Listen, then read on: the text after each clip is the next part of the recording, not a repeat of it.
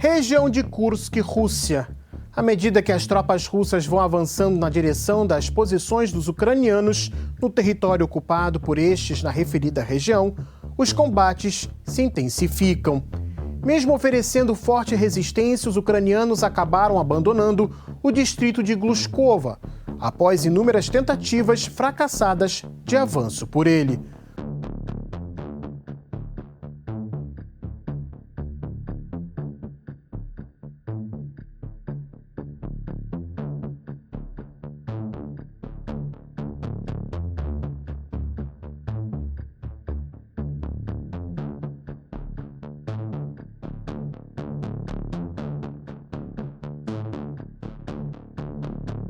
O caso acabou com os russos retomando o controle sobre a linha fronteiriça entre a região russa de Kursk e a região ucraniana de Sumy, na área do vilarejo. Além disso, os militares russos conseguiram tomar o vilarejo de Darina, próximo de Malaya Loknia, uma péssima notícia para as forças ucranianas. A questão é que atualmente Malaya Loknia serve como principal centro de concentração e abastecimento das forças ucranianas lutando em Kursk. A retomada pelos russos de vilarejos vizinhos compromete cada vez mais as rotas de abastecimento ucranianas. Espera-se que a queda de Malaya Loknia, que já vive sob ataques russos, enfraqueça muito mais as tropas ucranianas neste setor do fronte. Em alguns trechos, a batalha entre as forças russas e ucranianas se dá à distância de poucos metros. Neste vídeo, vocês veem uma dupla de soldados russos realizando o assalto contra uma posição ucraniana armada com uma metralhadora. Um dos russos fica ferido no tiroteio, mas ele continua o assalto. Depois de se protegerem atrás das paredes do prédio, um dos russos joga explosivos contra os ucranianos. A forte explosão não deixou chance de sobreviver para eles.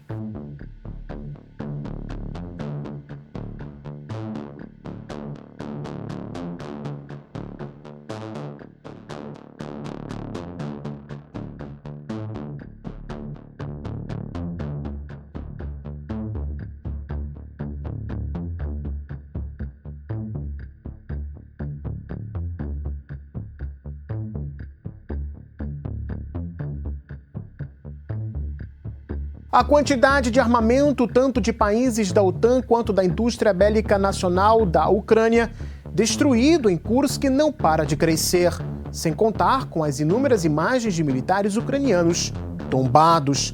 Uma das razões disso é que, segundo os ucranianos, os russos os superam em quantidade de drones kamikaze em uma escala de 6-1.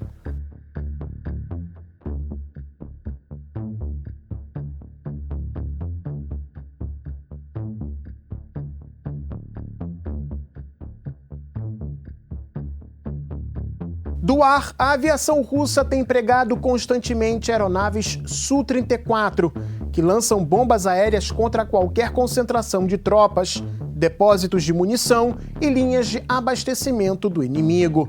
A situação aqui tem sido tão intensa que chamou a atenção da imprensa internacional, assim como dos aliados ocidentais da Ucrânia.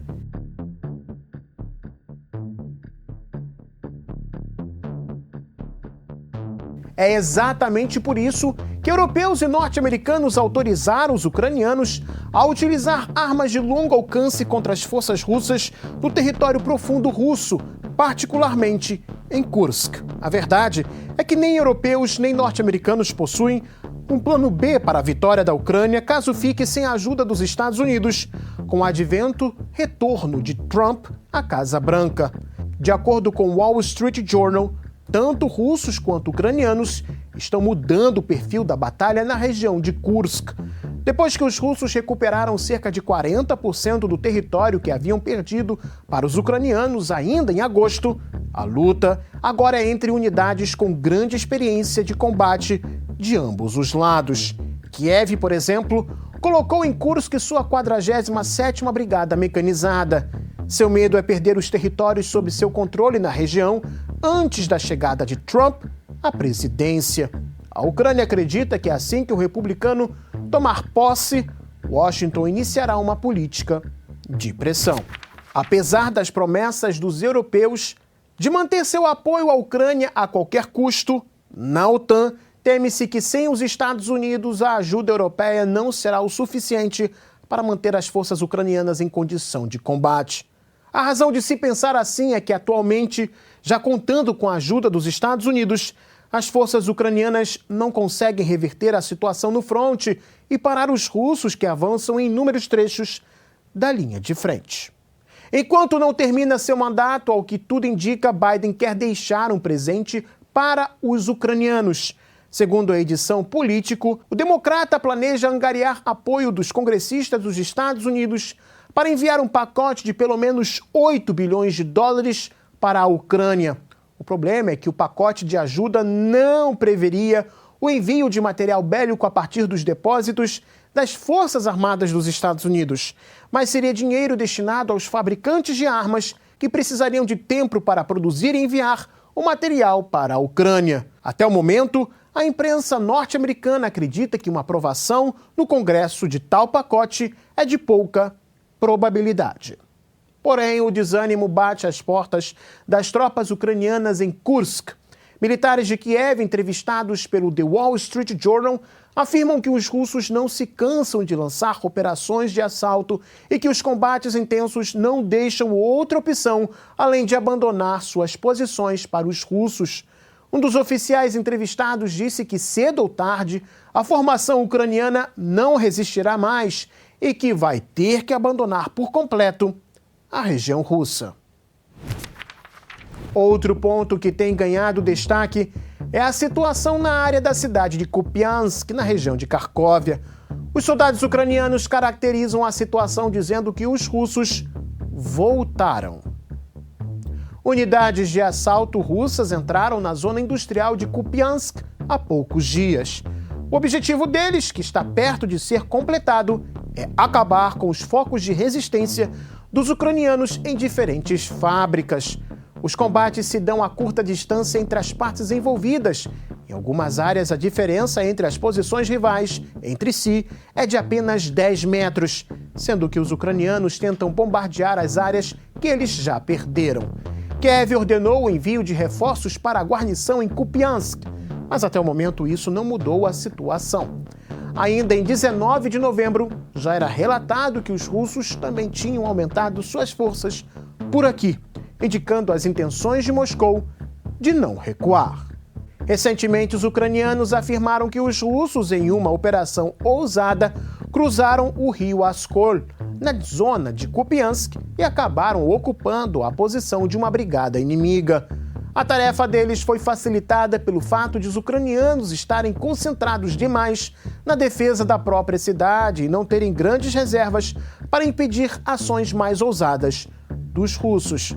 A situação acaba abrindo portas para os russos tentarem fazer o que parece que eles mais gostam em combate: atacar uma cidade inimiga logo a partir de inúmeras direções. Avançando de diferentes direções, pode acabar forçando as unidades ucranianas nos arredores de Kupiansk a arriscarem uma luta de resistência longa, se abrigando nos prédios da cidade. Mas é pouco provável que isso seja uma repetição do cenário que foi em Bakhmut ainda em 2023. A questão é que, como a batalha de Avdiivka e em outras cidades provaram, os russos evoluíram nas táticas de forçar o inimigo a abandonar prédios e se ver obrigado a sair de cidades. Soma-se a isso a fome de munições que os ucranianos não param de reclamar. A Rússia continua produzindo mais munição do que todos os países da OTAN juntos, o que dá destaque ao trabalho de sua artilharia.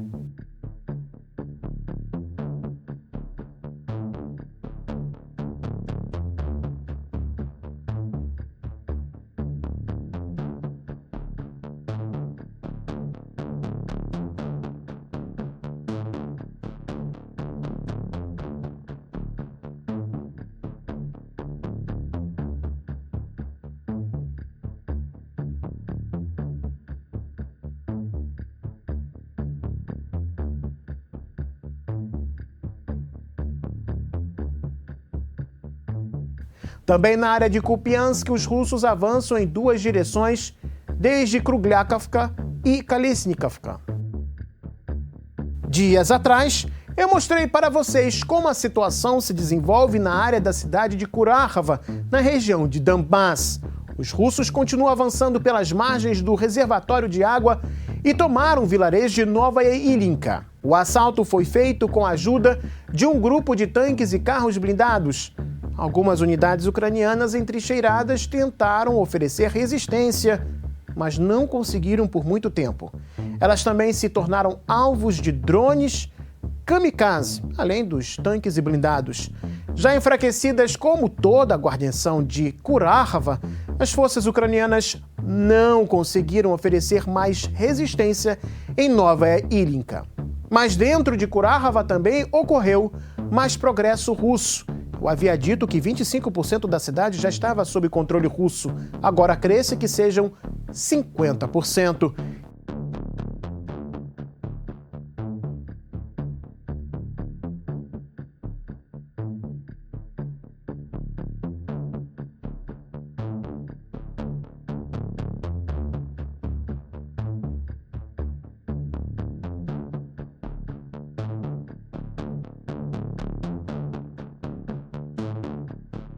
Imagens feitas por drone confirmaram a notícia de que os russos já estavam no centro de Kurakhava. Eles circulam praticamente sem nenhuma resistência com tanques e blindados, quebrando os últimos focos de resistência. Em Kiev, alguns comentaristas de assuntos militares dizem que a Ucrânia já decidiu que não conseguirá mais manter a cidade e que a tomada completa dela pelos russos é uma questão de pouco tempo.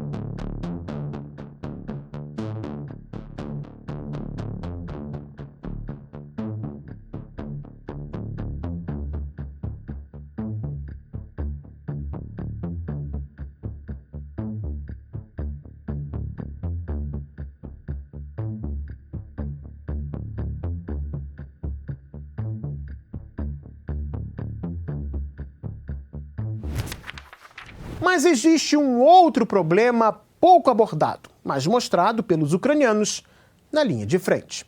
Segundo a deputada da Suprema Rada da Ucrânia, Mariana Bezugler, os aliados europeus entregaram para as forças de seu país pelo menos 100 mil munições defeituosas para diferentes peças de artilharia. E os militares ucranianos estão mostrando estes problemas. Пострел! Пострел!